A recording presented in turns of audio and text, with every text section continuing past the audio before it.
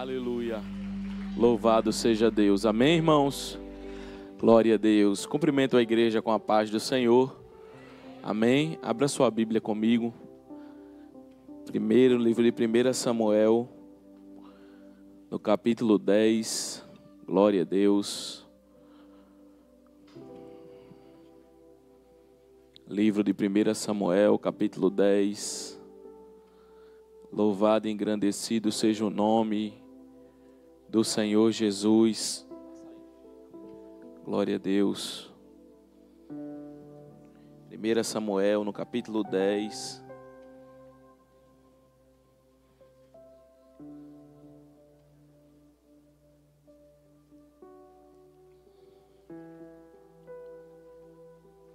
Glória a Jesus. Amém. Irmãos, nós estamos estudando uma série de mensagens, rejeitado ou escolhido por Deus.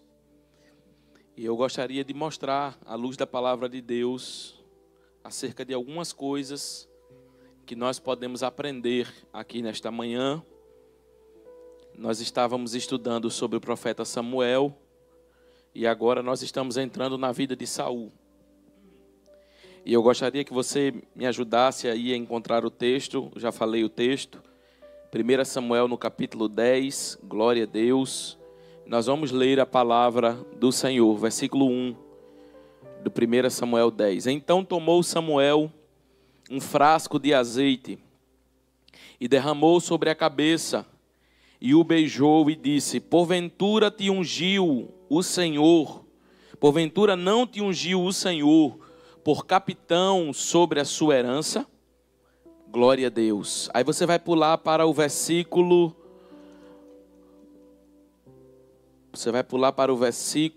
glória a Deus, 9.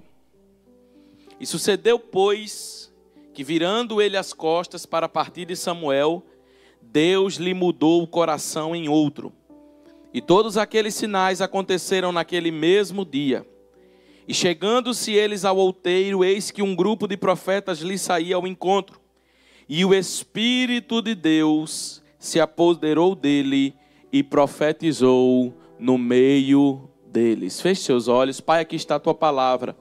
Tua palavra não precisa de complemento, mas da revelação do teu Espírito. Continua falando com a tua igreja nesta manhã, em nome de Jesus. Você diz, você pode sentar. Irmãos, eu quero ser breve naquilo que o Senhor me deu nessa manhã. Nós estamos estudando sobre a vida de Saul e a diferença do reinado de Saul e de Davi. E eu gostaria de destacar algumas coisas aqui nesse texto. A primeira coisa é que a Bíblia vai nos dizer que Saul, e a primeira vez que o nome Saul aparece aqui na Bíblia é quando Saul está procurando umas jumentas do seu pai. O nome do seu pai é Quis. A Bíblia diz que esse homem é poderoso. E Saul está fazendo uma função muito importante, que é procurando as jumentas do seu pai que foram extraviadas, ou seja, foram perdidas. A Bíblia diz que o seu pai lhe dá essa missão. E acontece que Saul pega um moço e junto com o seu moço eles vão procurar as jumentas que foram perdidas. A Bíblia vai dizer, irmãos, que quando Saul já não encontra mais as jumentas que haviam sido perdidas, ele decide voltar para casa. Ele decide, me ajude aí, porque eu quero ver se você está atento. Ele decide voltar para casa. A Bíblia vai dizer que quando Saul está decidindo voltar para casa, o seu servo, o seu moço, o moço de Saul, olha para ele e diz assim: Saul, tem um homem de Deus aqui. E quando você lê isso na sua Bíblia, deixa eu explicar esse termo. Tem um homem de Deus aqui, um vidente. Você vai ver isso no Antigo Testamento, vidente. Porque naquele tempo o profeta era conhecido como vidente. O profeta que profetizava, que entendia, que tinha revelação, era conhecido por vidente. Existe um vidente aqui nesta cidade. E nós vamos a este vidente. E ele vai nos dizer algo sobre as jumentas. A Bíblia diz que Saul tem uma preocupação, irmão. A preocupação de Saul é: eu não tenho nada para oferecer. Porque todas as vezes que um homem ia ao encontro de um profeta naquele tempo, estou falando do tempo bíblico, todas as vezes que um homem ia ao encontro de um profeta, ele levava alguma oferta para o profeta naquele tempo. E aí a Bíblia vai dizer que Saul diz: eu não tenho nada, mas aí o servo de Saul fala: eu tenho 14 ciclos, eu tenho alguns ciclos aqui de prata. Glória a Jesus. Isso está escrito em 1 Samuel, no capítulo 9. Glória a Deus, louvado seja o nome do Senhor. O moço de Saul diz assim: eis que na minha mão está um quarto, eu disse 14, né? É um quarto de ciclo de prata, o qual nós entregaremos ao homem de Deus. Por quê? Porque eles entendiam no Antigo Testamento que eles iam participar de um culto. E todo culto que eles iam participar, quando havia um profeta, precisava se levar uma oferta. Eu tenho pedido a Deus, isso não é uma exigência minha, à igreja, e nem isso não é uma obrigação sua, mas eu tenho pedido a Deus para não me apresentar diante do Senhor em qualquer culto, sem trazer uma oferta para Deus. Não importa o valor, o que importa é trazer uma oferta, porque Deus conhece o nosso coração. E quem é abençoado com isso, pastor? Nós somos abençoados com isso. A Bíblia diz que quando eles iam ao encontro do profeta, eles levavam. Eu já falei aqui sobre a alegria de ofertar. Você não deve, irmão, fazer nenhuma oferta, nenhum dízimo, nem dar nada, nem semear, nem fazer nada na vida por obrigação. Não faça isso. A Bíblia diz que Deus ama o que dá com... Se você tem dúvida em relação ao assunto, se você não concorda com o assunto, continue sem dizimar, continue sem ofertar. Porque a Bíblia diz que Deus, ele recebe. É tão importante a questão da oferta, que a Bíblia diz que se nós temos alguma coisa contra o nosso irmão, nós devemos deixar a oferta no altar e reconciliar com ele. Porque Deus não vê a oferta, Deus vê o ofertante. Deus não quer saber de dinheiro, que ele é o dono do ouro e da prata.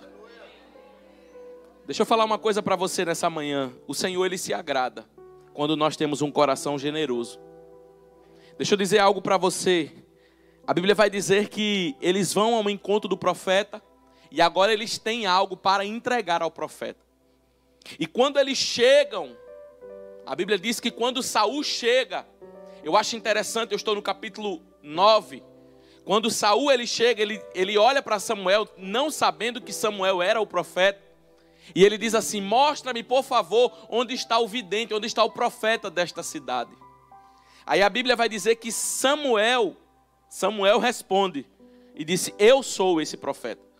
Sobe diante de mim e comei comigo hoje, porque tudo quanto está no teu coração eu te declararei. E o que eu acho mais lindo de tudo, versículo 20, o que eu acho mais lindo do texto: e quanto às jumentas, versículo 20, ele estava procurando as jumentas. Ele queria saber a resposta, onde é que estavam as jumentas. Olha o que o profeta diz: e quanto às jumentas, faz 3 dias que elas se perderam, mas não ocupes o teu coração com ela, porque elas já se acharam.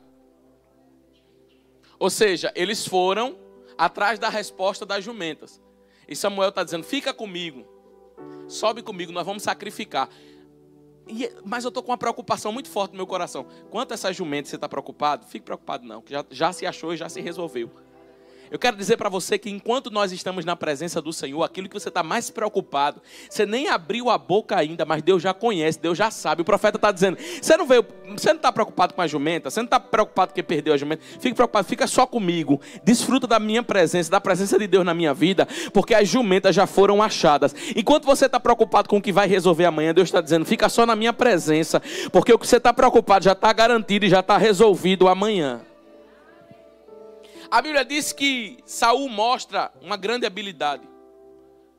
Saul tem que lutar contra vários inimigos. E sabe o que eu acho interessante? Saul inicia o seu ministério de forma bem.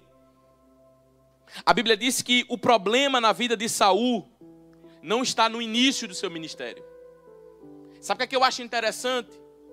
É que Saul comete 3 grandes erros. É sobre esses 3 erros que eu quero falar aqui nessa manhã. Não vai dar tempo de falar sobre os 3, provavelmente só iniciar o primeiro. Mas eu quero falar algumas coisas.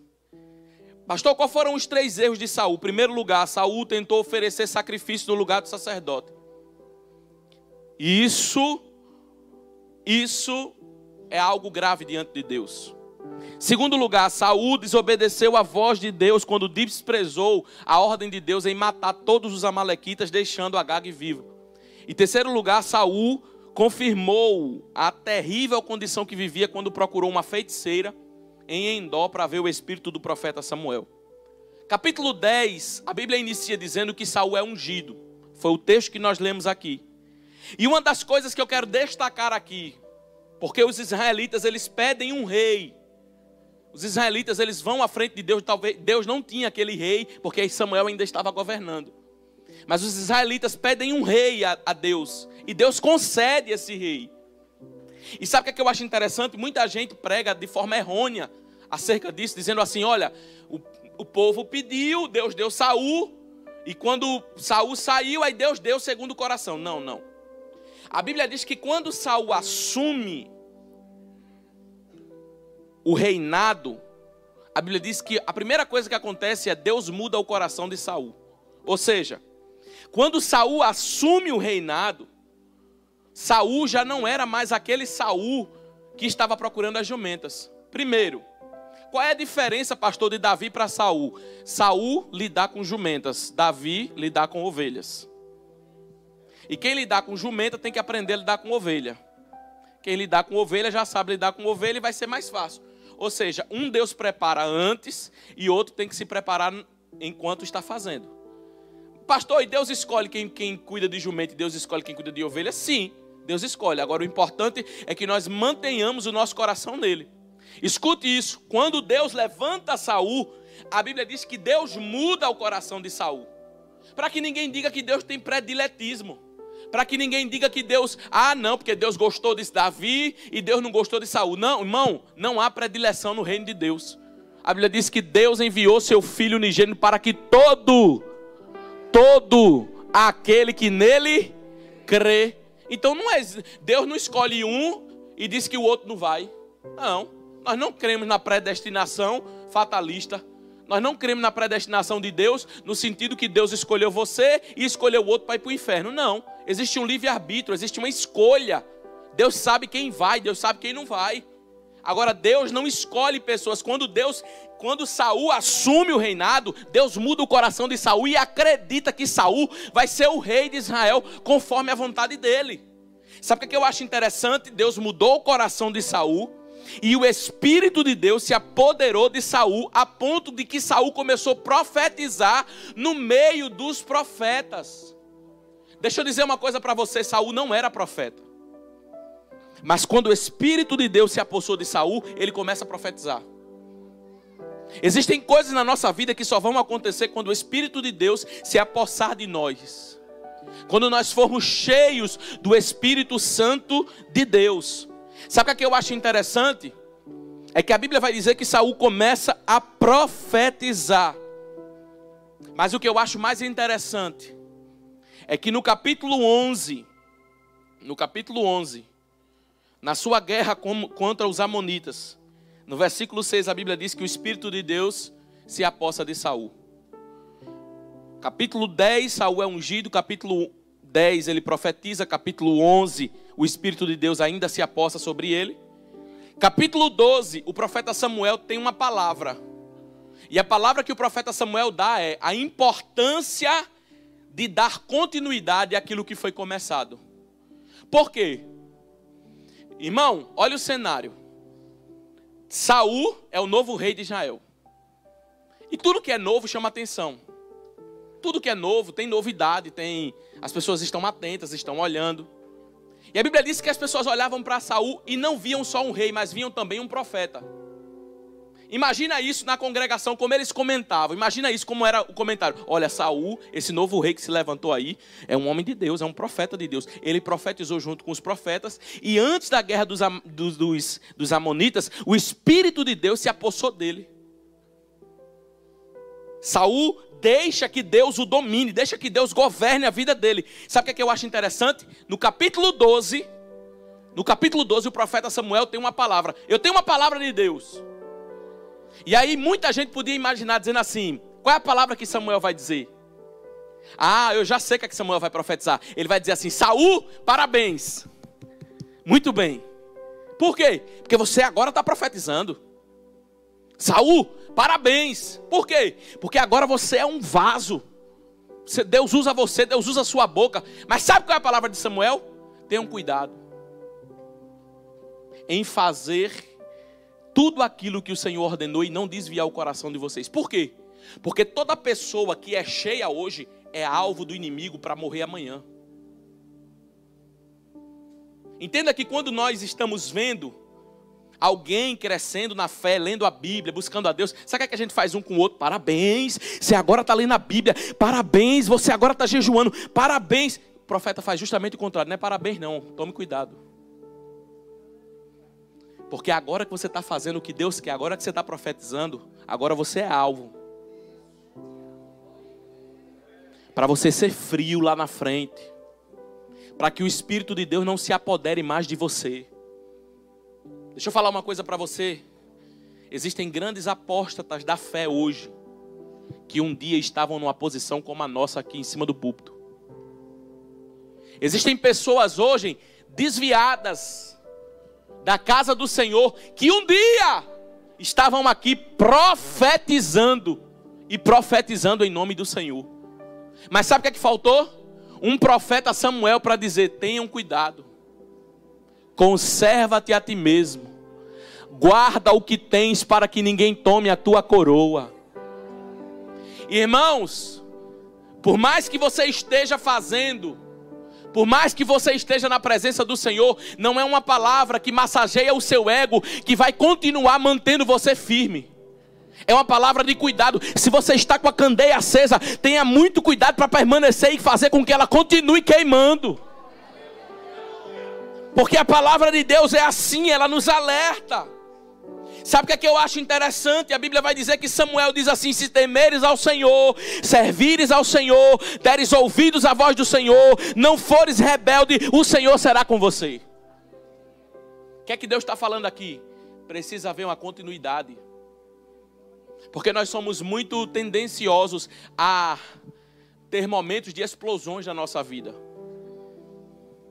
Somos muito tendenciosos a criar momentos, eita, agora eu sou um atleta, agora eu estou fazendo isso, agora eu estou fazendo aquilo, agora eu fiz isso, agora eu mudei minha vida. Muito momentâneos. Quando oramos uma semana, não, agora Deus fala comigo. Oramos um ano, agora Deus fala comigo. Irmão, eu nasci dentro da igreja, nunca me desviei, glória a Jesus. Todos os dias eu estou aprendendo. Nós não sabemos de nada, irmão. O Senhor vai colocando em nós palavras, vida. O Senhor vai dizendo para nós, faz isso, faz aquilo, tira isso, tira aquilo. O que você pensava que era certo ontem, o Senhor vem através da palavra e diz, ei meu filho, você está precisando. E a gente olha e diz assim, meu Deus, eu não sei de nada. Já tive experiências, já tive grandes experiências na nossa vida, mas nós não sabemos. Aí a Bíblia diz que o capítulo 13 chega. E o capítulo 13 nos alerta de algo muito forte. O capítulo 13 é quando Deus dá uma palavra para Saul. E Saul não escuta o que Deus falou no capítulo 12. Agora pode ligar aqui o A, glória a Jesus. Saul não escuta o que Deus falou no capítulo 12. A Bíblia diz que Deus alerta Saul, mas Saul não escuta. Por quê? Versículo 8, eu quero ler aí por favor. 1 Samuel capítulo 13, versículo 8. Esperou Saul, quantos dias? Até o tempo que Samuel determinara. Não vindo, porém, Saul a Gilgal, Samuel a Gilgal, o povo se dispersava dele. Versículo 9. Então disse Saul, trazei aqui um holocausto e ofertas pacíficas. E ofereceu, leia comigo, irmão, e ofereceu o holocausto. Versículo 10. E sucedeu que, acabando de oferecer o holocausto, Samuel chegou e Saul lhe saiu ao encontro para o saudar. Versículo 11. Então disse Samuel, que fizeste? Disse Saul, porquanto via que o povo se espalhava de mim, não vinhas nos dias aprazados, e os filisteus já tinham se ajuntado em Micmas, versículo 12. E disse: agora descerão os filisteus sobre mim a Gilgal, e ainda a face do Senhor. Não orei, e constrangi-me, e ofereci holocausto. Deixa o versículo 12 aí, por favor. Glória a Jesus. Deixa o versículo 12 aí. Pastor, o que significa isso? Os israelitas vão para a guerra. E agora eles vão para a guerra com os amonitas. Só que antes de qualquer guerra ser vivida, Israel oferecia sacrifício, Israel oferecia adoração a Deus. A nossa vida de adoração vai nos garantir nas guerras que nós vamos viver amanhã. É por isso que tenha sempre essa vida de adoração. E enquanto você não puder fazer uma reserva, quando não estiver dando para fazer uma reserva de dinheiro, faça uma reserva de oração. Vá guardando na terça no ciclo de oração, vá guardando na quarta no culto do avivamento, vá guardando na sexta na vigília, vá guardando no domingo, porque quando a guerra estourar, você já tem oferecido seu sacrifício ao Senhor. Escute o que o texto está dizendo. Era costume no 7º dia oferecer o sacrifício. Pastor, qual foi o erro? Versículo 13 para nós entendermos e voltarmos. Versículo 13. Quando Samuel vê, então disse Samuel a Saul: procedesse neciamente, não guardaste o mandamento do Senhor teu Deus que te ordenou, porque agora ele teria confirmado o teu reino sobre Israel para sempre. Versículo 14. Porém agora não subsistirá o teu reino, porque o Senhor já tem buscado para si um homem segundo o seu coração. E já lhe tem ordenado o Senhor que seja capitão sobre o seu povo, porquanto não guardaste o que o Senhor te ordenou. Agora deixa o capítulo 12 lá na tela. Glória a Jesus. Irmão, quando Samuel chega, Saul está oferecendo o sacrifício que só o sacerdote, só o profeta, só o juiz poderia oferecer. Você percebe que quando Saul está começando o reinado dele, antes da guerra ele deixa que o Espírito de Deus se apodere dele.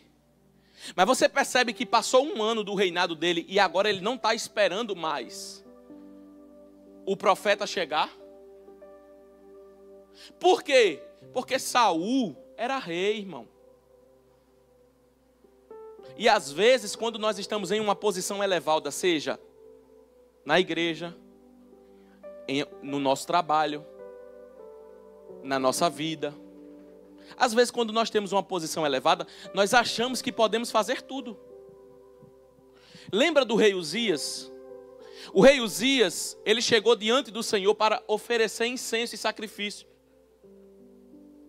Por quê? Porque ele era rei. Sim, mas o rei Uzias era rei naquilo que Deus determinou. Quando o profeta chega, sai uma lepra na testa de Uzias, e o Deus usa o profeta e diz assim: a ti, Uzias, não te compete queimar incenso. Porque eu tenho que saber aquilo que faz parte da minha posição e aquilo que não faz parte da minha posição. É por isso que nós, pastores, e eu falo, a lapada vai vir para mim primeiro, preciso ter cuidado para entender que eu não posso tudo. Ah, porque eu sou o pastor da igreja, eu posso tudo. Não. Tem coisas que não competem a mim. Tem coisas que competem somente ao Senhor. Tem coisas que não competem o meu jeito, a minha forma de agir e o que eu devo fazer. Tem coisas que competem somente ao Senhor. A Bíblia diz, escute isso, a Bíblia diz que quando Samuel chega, Saul está oferecendo holocausto no lugar de Samuel. Irmão, pastor, qual foi o grande erro? O grande erro de Saul, a ponto de Deus dizer: eu não estou confirmando o teu reinado e tua casa não reinará sobre Israel, e eu já escolhi um novo rei para mim. Qual foi o grande erro? Quebrar na vida dele pelo menos duas coisas: princípio de autoria, versículo, pode deixar o versículo 12 aí. Capítulo 13 de Romanos, versículo 1 e 2 diz assim: todo homem esteja sujeito a autoridades superiores, porque não há autoridade que não proceda de Deus, e as autoridades que existem fora por ele foram instituídas, de modo que aquele que se opõe à autoridade resiste à ordenação de Deus, e os resistentes trarão sobre si mesmo condenação. Diga depois de mim, é forte. Alguém quer condenação sobre a sua vida? Mas a Bíblia está dizendo que quando nós resistimos à autoridade que foi constituída por Deus, nós temos condenação sobre a nossa vida. Saul se opôs à autoridade de Deus sobre a vida dele. Por quê? Porque ele entendeu que ele podia queimar o sacrifício. Ele não esperou que o profeta chegasse. Aí tem muitas coisas, aí Saul perde o reinado. Tem muitas coisas que estão acontecendo e as pessoas dizem assim, não, é porque é prova de Deus. Não, é não. É porque Deus é um Deus de princípio. E quando nós quebramos o princípio, você pode fazer oração, pode fazer campanha.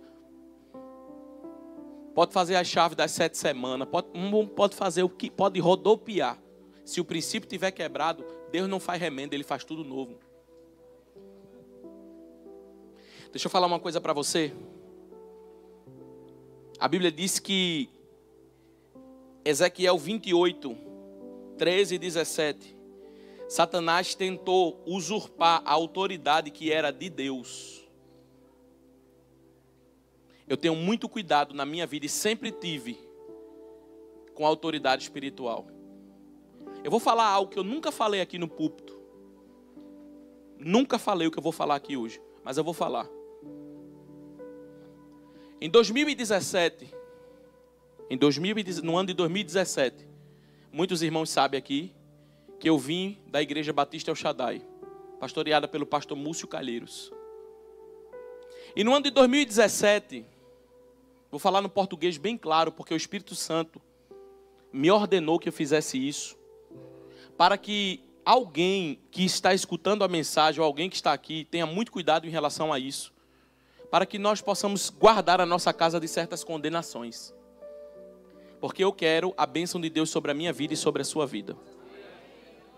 No ano de 2017, eu saí da Igreja El Shaddai. Sabe quantos anos eu passei na Igreja El Shaddai? Aproximadamente 20 anos. 20 anos. E quando eu fui pedir ao meu pastor, eu entrei no gabinete dele e disse assim, pastor, eu quero a sua bênção. Ele falou, por quê, irmão? Eu falei, porque hoje acabou o meu tempo aqui. E ele não entendeu. Eu falei, eu sei que o senhor pode não estar entendendo, mas eu respeito a sua autoridade. Eu respeito aquilo que Deus colocou à sua vida. E agora eu quero a minha liberação. Porque Deus me ordenou que eu saísse daqui. E ele falou assim, amém. Se Deus está falando com você, eu não posso impedir. E abençoou a minha vida. Quando eu estava na Igreja Shaddai, eu dirigia um culto. Não sei se os irmãos lembram. Dia de quarta-feira e sexta-feira. Ciclo de oração e vigílias. Devido ao número de irmãos que estavam frequentando o culto, o pastor me disse assim, irmão, você vai ter que fazer uma despedida no culto. E você só pode sair da igreja depois que você fizer essa despedida na terça-feira. E eu agradeci ao pastor por aquela atitude de eu ter a oportunidade de me despedir. Eu me lembro que eu fui falar com ele numa terça. Ele disse, você vai esperar até quarta-feira da semana que vem sem dizer para ninguém que você vai sair da igreja. Eu disse, tá certo, combinado. Quando foi na terça-feira, eu informei para a igreja que eu estava saindo, os irmãos vieram. E eu me despedi dos pastores, pedi a bênção e fui. Mas quando eu saí de lá, a Bíblia diz que quem mente é filho do diabo, né, irmão? E eu digo a verdade e não minto em Cristo Jesus. Quando eu saí de lá, eu recebi não menos do que centenas de ligações. Ou centenas de WhatsApp. E pessoas me procuravam e diziam assim, eu quero saber duas coisas. Primeiro, o que foi que aconteceu e segundo, para onde você vai?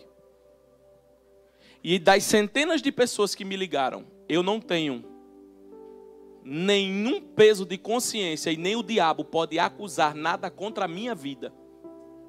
Porque eu nunca sentei na mesa de ninguém para falar do lugar que eu vim.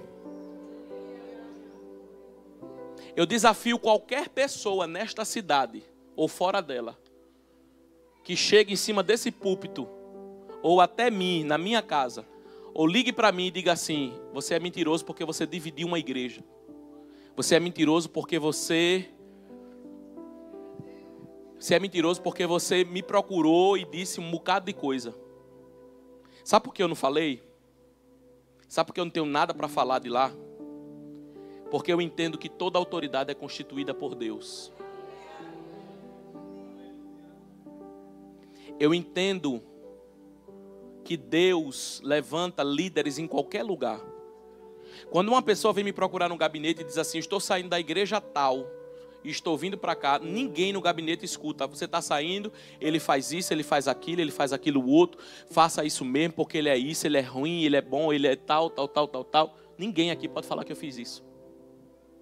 Porque eu respeito a autoridade espiritual e eu sei o peso que é isso. Pastor, por que você está falando isso? Porque nós estamos vivendo num tempo onde as pessoas acham que congregar não é importante. Ter pastor não é importante. Ter carta de membro. Nós estamos mudando o sistema da igreja agora. Estamos mudando aqui agora. Fazendo uma transição no sistema de membros da igreja. Porque agora o membro da igreja aqui, que for da igreja Reviver em Cristo, ele vai ter uma carteirinha de membro. Porque as pessoas acham que não é mais importante isso. É importante sim. É importante estar debaixo de uma autoridade espiritual. É importante fazer parte de uma igreja e ser membro dela. É importante pedir autorização para sair para qualquer lugar, o seu pastor. Para fazer qualquer tipo de trabalho que você esteja fazendo, em qualquer lugar, o seu pastor precisa estar sabendo. Eu conheço um irmão que não morreu na Argentina por causa da carteira de membro que estava na carteira dele. Chegou no hospital, não tinha documento nenhum. Mas tinha uma carteira de membro da Assembleia de Deus, missão em Alagoas. Quando ele chegou, ele disse: vamos fazer o seguinte, já que não tem identificação, vamos ligar para a igreja. Ligaram para a secretaria da igreja. E disseram: pode fazer todo atendimento, ele é obreiro da igreja, a gente deposita o cheque calção. E ele foi salvo por causa de uma carteira de membro. Eu estou lidando com pessoas aqui na nossa igreja, e não são poucas pessoas. Nós estamos lidando com várias congregações, e eu sei o que Deus falou para mim, eu sei o que Deus me prometeu. Estive nas nossas igrejas agora no sertão, no Agreste, vi o que Deus está fazendo lá. Mas o mesmo princípio de autoridade precisa ser seguido para que possamos viver debaixo da bênção de Deus. Pastor, mas eu não concordo. É claro que nós vamos ter opiniões divergentes. Mas o que é unidade? O que é unidade, pastor? O que é não resistir à autoridade? Por exemplo, eu posso chegar aqui e dizer para os irmãos: irmãos, eu gostei de um telão desse azul. E os irmãos chegar aqui e dizer: pastor, não está legal isso aqui. Isso é rejeitar a autoridade? Não. É uma opinião do irmão. Agora, a partir do momento que eu olho para isso aqui e digo assim, ligo para outra pessoa e digo: você viu que o pastor pintou o negócio de azul? Isso é resistir à autoridade. Eu estou falando num português bem claro, porque primeiro que eu não gosto de arrodear o que Jesus manda eu fazer. E eu estou falando porque Deus é um Deus de oportunidades no plural. E nós, se queremos a bênção de Deus sobre a nossa vida, nós temos que entender que princípio de autoridade não pode ser quebrado. A Bíblia diz que Saul não orou e ofereceu sacrifício no lugar do profeta. Ou seja, ele não respeitou a autoridade espiritual que ele fazia parte. Eu quero dizer para você que a partir do momento, e isso para mim é uma atitude correta. A partir do momento que você está numa igreja, debaixo de uma autoridade espiritual, que você não concorda, irmão, a primeira coisa que você tem que fazer, você tem que ir no seu pastor e pedir a bênção a ele. Porque nós não somos presos a ninguém não, irmão. Você é livre. Deixa eu dizer uma coisa para você, você é livre. Quer que eu fale uma coisa de todo o meu coração? De todo o meu espírito? Eu não gostaria que ninguém congregasse aqui chateado com alguma coisa, ou dizendo assim, eu estou lá na igreja, mas eu não concordo com o pastor Vinícius, não concordo com o pastor Lucas, não concordo com os obreiros. Não gostaria, sabe por quê? Porque isso não vai ajudar a sua fé. Não faça isso. Pastor, você está falando isso porque está acontecendo alguma coisa? Não. Eu estou falando isso porque o Espírito de Deus está falando à igreja dele nessa manhã de uma forma direta. Pode acontecer amanhã de você não gostar de alguma coisa. E a bênção de Deus quer estar sobre a sua vida. Agora, uma coisa eu digo para você, problema você vai ter em todo lugar. Porque nós somos especialistas em ver o argueiro que está no olho do nosso irmão. Mas nós esquecemos da trave que está no nosso. E a autoridade espiritual é uma coisa que precisa ser respeitada. Esse negócio de dizer, não, isso não tem nada a ver, não. Tem. Honre. Honrar não é pecado, não. Deus sabe o que eu estou falando aqui. Aonde eu fui pastoreado, eu honrei a vida dos meus pastores. Honrei. E é por isso que eu sou abençoado. Eu não tenho uma bênção, não. Eu não estou atrás de uma bênção, não. Vou ali para o culto que vai ter uma bênção. Eu sou a bênção. Eu sou abençoado. O Senhor tem me abençoado. O Senhor tem me feito crescer. E quando eu falo crescer, não é crescer financeiramente só não, irmão. Não. É crescer em conhecimento e em graça. É crescer na palavra. É muitas vezes buscar uma revelação e ele dizer assim, tá aqui meu filho, a mensagem. Você vai pregar isso aqui. Isso aqui para mim é o maior presente. É ter uma mensagem para desenvolver para a igreja e poder anunciar sem ter do que se envergonhar, levantar a cabeça de cabeça erguida e dizer, Jesus é o mesmo ontem, hoje e será eternamente.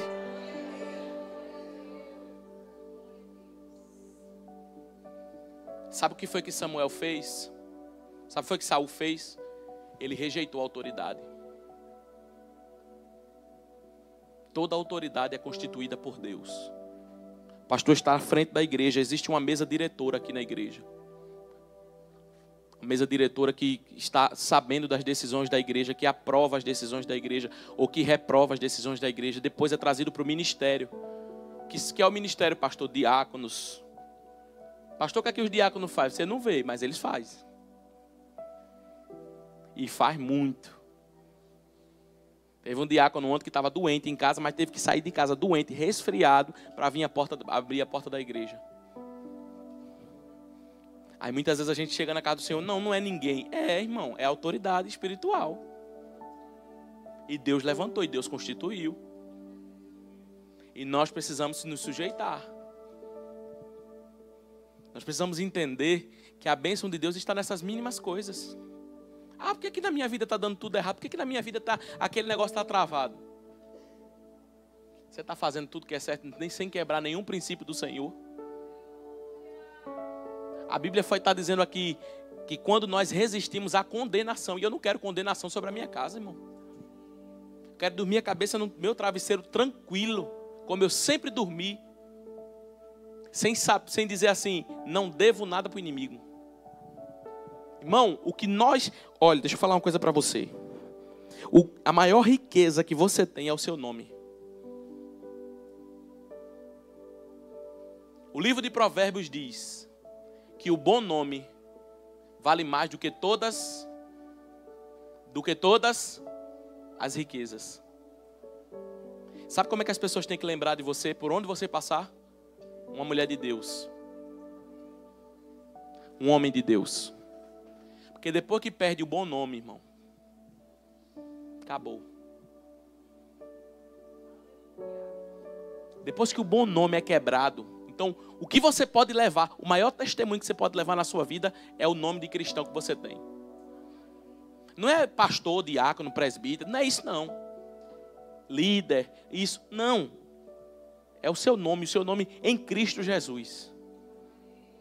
Que uma parede, irmão, ela é toda branca. Quando você mete areia, terra na parede, você consegue limpar, mas a terra fica lá. E o que o Espírito de Deus quer fazer, pastor? Ele quer preservar a nossa vida para que toda mancha do pecado seja purificada. Vamos tirar essa desconstrução. Eu vejo muitas pessoas hoje muitas pessoas sem fundamento. Pergunta assim para a pessoa: e aí, você está onde? Não sei, eu estou visitando 4 igrejas. Eu não sei de qual igreja eu sou ainda. Porque as pessoas julgam que isso não é importante. Não sei. Olha, pastor, uma hora eu gosto de visitar a igreja tal. Tem problema visitar alguma igreja? Não, desde que não seja dia de culto na sua igreja. Desde que não esteja acontecendo nada e nenhum problema. Não tem problema nenhum. Mas, sabe pessoas sem raiz. Eu não estou falando de alguém que eu conheço, não. Não estou falando dando recado de púlpito para ninguém, não. Eu estou falando de um geral. Eu ouço isso dos pastores onde eu estou indo pregar. Nós éramos crentes, irmão. Éramos crentes antigamente, que andávamos até com a carteirinha de membro na própria carteira. Dizia: eu sou da igreja tal. Mas sabe o que foi que o diabo colocou na mente? Onde eu chegar, eu escuto a palavra. É verdade. Onde você chegar, você escuta a palavra. Mas você precisa ter raiz. Você precisa estar firmado. Você precisa ter endereço. Você precisa ter pastor. Você precisa querer ser pastoreado. Você precisa querer ser confrontado. Você precisa querer, muitas vezes, dizer assim: pastor, ou fulano, ou quem está aqui, o que é que eu preciso melhorar? Sabe por quê, irmãos? Porque naquele grande dia, nós vamos prestar conta de tudo a Deus. Imagina você prestando conta das suas ações. A questão não é se a autoridade é boa ou se é ruim. Ela é a autoridade constituída por Deus. Conheço um irmão, maestro de uma orquestra. Não é daqui de Maceió, eu posso falar esse caso. E ele, maestro, a orquestra tinha 100 e tantos músicos. E o pastor era daqueles pastor bem firme mesmo. E quando foi um dia, como a gente diz aqui no Nordeste, ele levou um gato do pastor. Não sei se era um gato ou um leão. Mas, irmão, ele levou um gato feroz. Sabe o que ele falou? Hoje a orquestra não toca. Já que o pastor falou daquele jeito comigo, hoje a orquestra não toca. Como eu sei que não tem ninguém formado em música na igreja, enquanto eu não tiver disponível para que a orquestra toque, a orquestra não vai tocar. Sabe o que aconteceu domingo, irmão? Santa Ceia geral na igreja. E a orquestra não tocou. 1 mês, 2 meses, 3 meses, 4 meses, 6 meses. E a orquestra não tocou. Um dia o maestro estava com uma dor na mão que ele regia. E ele foi para o médico. Quando chegou lá, o médico foi fazer um exame. De um exame fez vários. Eu não sei a doença, o nome da doença, mas eu sei que era uma atrofia geral na mão. E ela estava em crise. E que provavelmente em muito pouco tempo ele perderia a função da mão. Nesses 6 meses que a orquestra não tocou, chegou um irmão na igreja que não era formado em música, mas já tinha experiência com banda, com orquestra. E enquanto ele disse assim que a orquestra não ia tocar, os músicos da orquestra ficaram com raiva do pastor. E aí com 6 meses que a orquestra sem tocar, chegou um irmão que não sabia direito, não tinha muita técnica, aliás, mas já sabia lidar com a orquestra. E o pastor disse assim: quem vai reger é o irmão. E os irmãos da orquestra: mas pastor, só olha, quem vai reger é o irmão. Dos 110 que tinha, ficaram 60, que o resto saiu. E aí o irmão começou a reger. Primeiro culto que o irmão regeu, que a orquestra tocou, 100 almas se renderam para Jesus. Foi um culto avivalista, foi um culto cheio da presença de Deus. 1 ano se passou. Um dia vai entrando alguém na igreja com uma muleta, com toda a dificuldade de andar. Quando senta na última cadeira, era o maestro que regia a orquestra. E terminou o culto. Alguém perguntou, quem é aquele? Disseram, o maestro que regia a orquestra. Que disse que a orquestra não tocava sem ele. Pastor, você está contando isso porque isso aí é um testemunho de medo, de causar medo, de espanto? Não. É para nós sabermos que na obra de Deus não tem ninguém insubstituível. No dia que eu não quiser, quer que eu fale uma coisa para você? Quer que eu fale uma coisa para você? No dia que eu não quiser, Deus levanta outro. Mas sabe o que a Bíblia diz? Como é que Deus levanta outro? Melhor do que eu. Porque Deus não está atrás de pessoas habilidosas. Deus está atrás de pessoas leais. Pastor, como é que Deus levanta outro? A Bíblia diz que quando o Vasti se recusou a ir ao encontro do rei, Deus deu o reinado dela a outro, levantou outra que fosse melhor do que ela. Por isso que o que nós fazemos é um privilégio. O que eu venho fazer para Jesus, irmão, não é dor de cabeça, não. É privilégio. Pode ser meia-noite, 1h da manhã, o telefone tocar. Ixi, meu Deus do céu, já está fazendo de novo. É privilégio, irmão. Irmão, é privilégio. É cansado, com dor de cabeça. Já subi no altar aqui. Eu já subi no altar. Com dor de cabeça. Teve um domingo que eu disse, eu não aguento. Hoje eu não aguento pregar. Preguei os 2 cultos com dor de cabeça. Parecia que tinha um martelo dentro. Eu digo, mas é privilégio. Fazer isso aqui por uma obrigação. Fazer isso aqui por obrigação, por ofício. Faço não, irmão. Que ele me mate. Eu faço isso aqui por alegria. Por vigor. Eu amo fazer o que o Senhor me chamou para fazer. Amo. É a minha vida. E se eu não fizer, no dia que eu fizer, eu fico doente. Glória a Jesus. Aí às vezes um irmão liga para mim, pastor, desculpa, está incomodando. Incomoda não, irmão. De jeito nenhum. A não ser que seja realmente uma irmã que, glória a Jesus, não é daqui. Ligou 28 vezes do WhatsApp. Eu queria uma palavra. Eu digo, olha, o vidente era Samuel, eu não.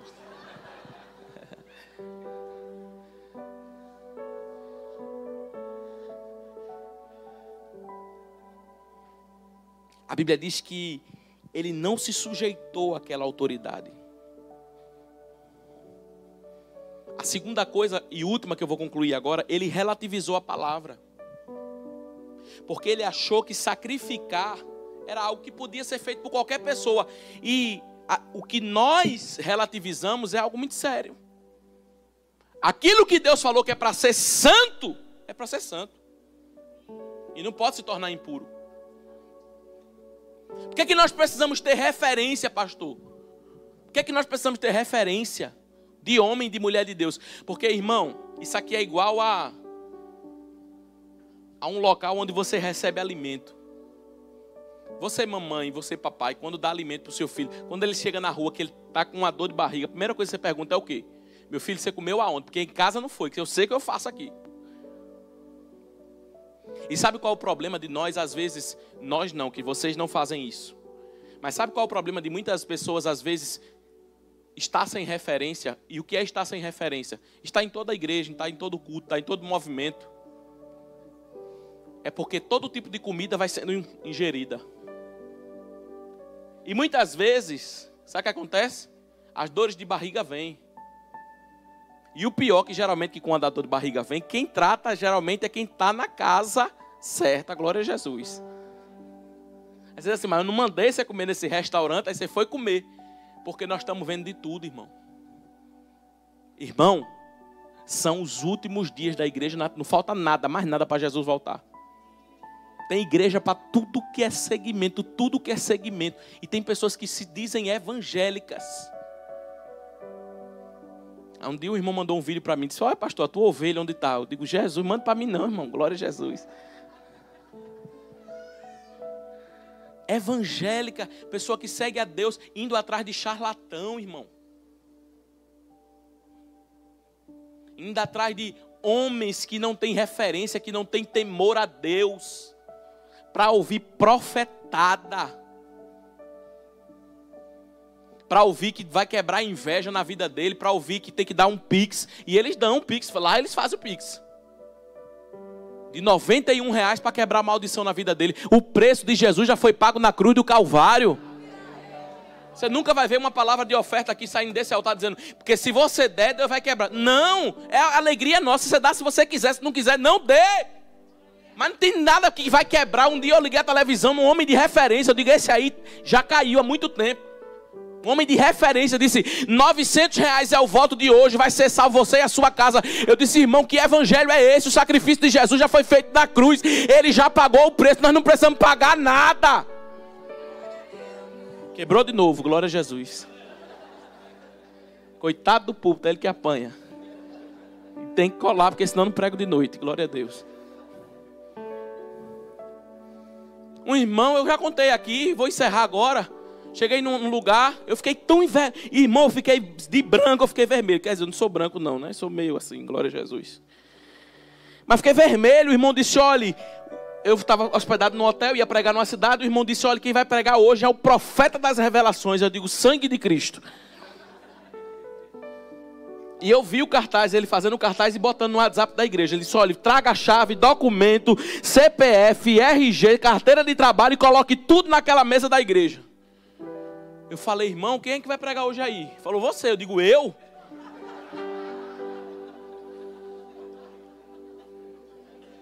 Eu? Mas vaza, eu soube que Deus te usa. Eu digo, Deus usa quando Ele quer, na hora que quer, do jeito que quer, da maneira que quer. Eu sou profeta de Deus. Eu vou chegar e dizer, pode vir que eu sou o profeta. Que nada, irmão. Primeiro que Deus se manifesta de várias maneiras. E o carnal só entende que a manifestação de Deus é daquela forma. Hoje Deus não falou no culto. Irmão, Deus está bradando aqui. Deus está dando vitória. Deus está quebrando o laço. Deus está cortando porta do inferno que estava aberta sobre a tua casa. Esse culto hoje está terrível aqui o que Jesus está fazendo. Não precisa ninguém correr não. Não precisa ninguém sair correndo não. Gritando não. O que Jesus está nos dizendo aqui, se nós seguirmos a risca, você vai ver as portas que vão se abrir, o que Deus vai fazer, o nome do Senhor que vai ser. Irmão, Deus tem prazer em nos abençoar, prazer.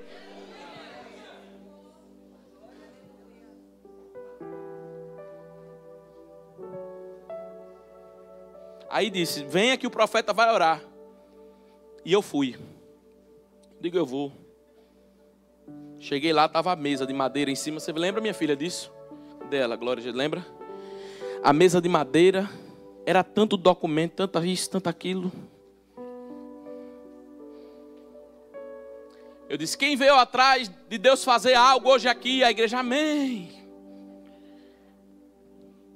Quem veio aqui, glória a Jesus, buscar a bênção? Aí o povo, amém.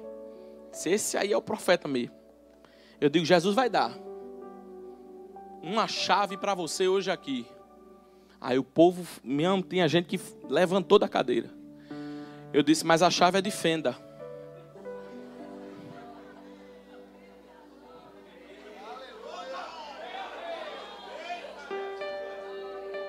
Para apertar o meu e o teu parafuso que está afogado, irmão.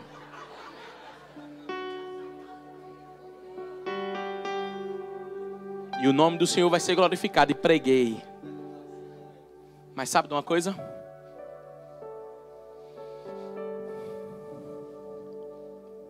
O Senhor foi glorificado. O Senhor fez. E Ele vai continuar fazendo. Que tenhamos cuidado. Em primeiro lugar, em autoridades espirituais. Segundo, em relativizar o que Deus colocou nas nossas vidas. Que o Senhor te abençoe. Que o Senhor guarde você e a sua casa. Que o Senhor estenda a mão dele sobre a sua vida e cubra você com o sangue dele, para que possamos viver tudo aquilo que o Senhor tem determinado sobre as nossas vidas. Quantos recebem essa palavra nessa manhã? Vamos orar, vamos ficar de pé.